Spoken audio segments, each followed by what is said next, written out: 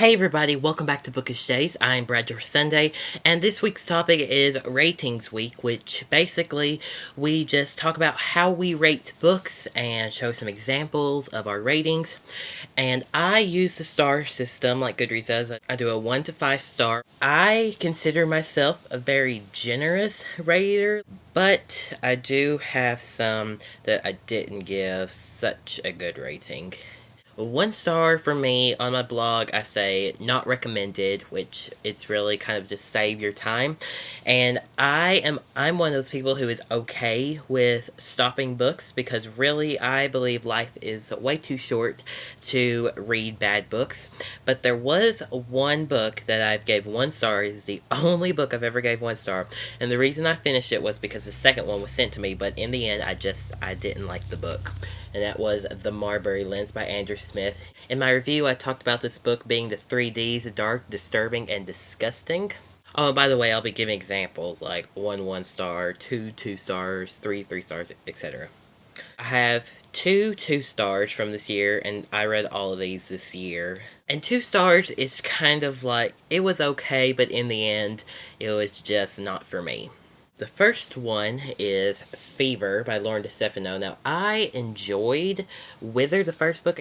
I didn't really like this one. It was so depressing, but it's not just that. It's the writing style had definitely changed from Wither, and there were just so many unnecessary scenes, I think, and I just didn't really like this one.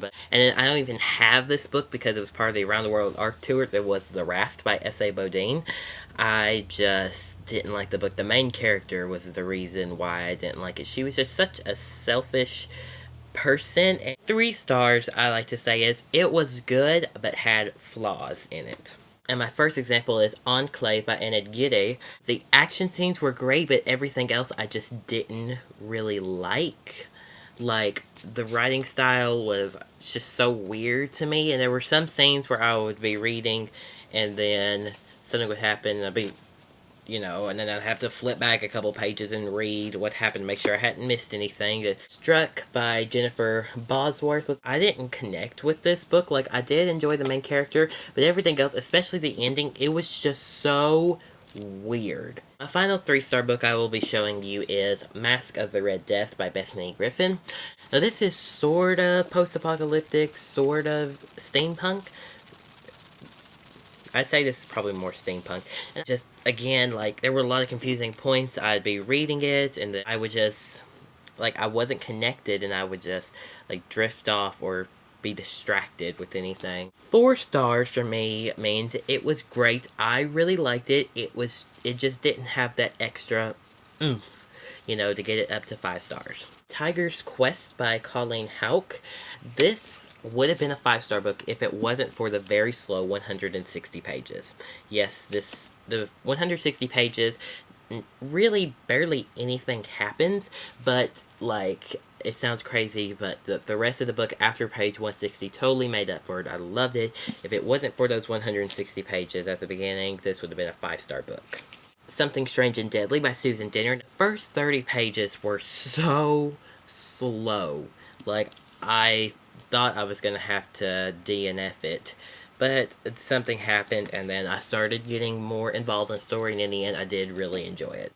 Defiance by C.J. Redwine. Another slow book in the beginning. Like, the first 40 or 50 pages were slow, and then we get some action going into the book, and I really liked it in the end. If it just wasn't for those very slow pages, this would have been another 5-star book.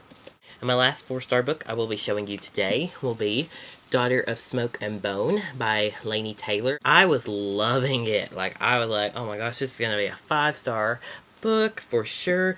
And then we get to page 300, which is when a flashback comes. And those 100 pages, I couldn't do it. I didn't like those. Alright, now I have a bunch of 5-star books because I really like books. Like, if I finish a book, I usually like it because, again, I am okay with stopping books. I'm just going to show you a few of some of my favorite books from this year. Scarlet by Marissa Meyer. I did love Cinder. I gave that one 5 stars too, but this was just amazing. The Water Song series by Amanda Hawking.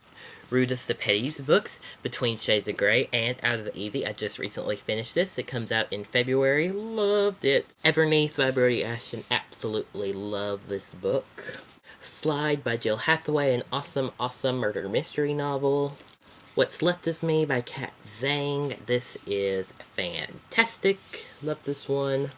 The Archive by Victoria Schwab comes out January 2013. I love this too. Such awesome world building in this book. A Monster Calls by Patrick Ness. This is phenomenal, but it will break your heart in the end. Just letting you know. Incarnate by Jodi Meadows, my favorite book of all time. Gone by Michael Grant. Absolutely love this series. And the Across the Universe series. I read this one back in 2011, but I read A Million Suns back in January and recently read Shades of Earth, which comes out next month, and I adore these books. Alright guys, so that is all from me this week here on Bookish Days. I will see you next week here on Bookish Days, and happy reading!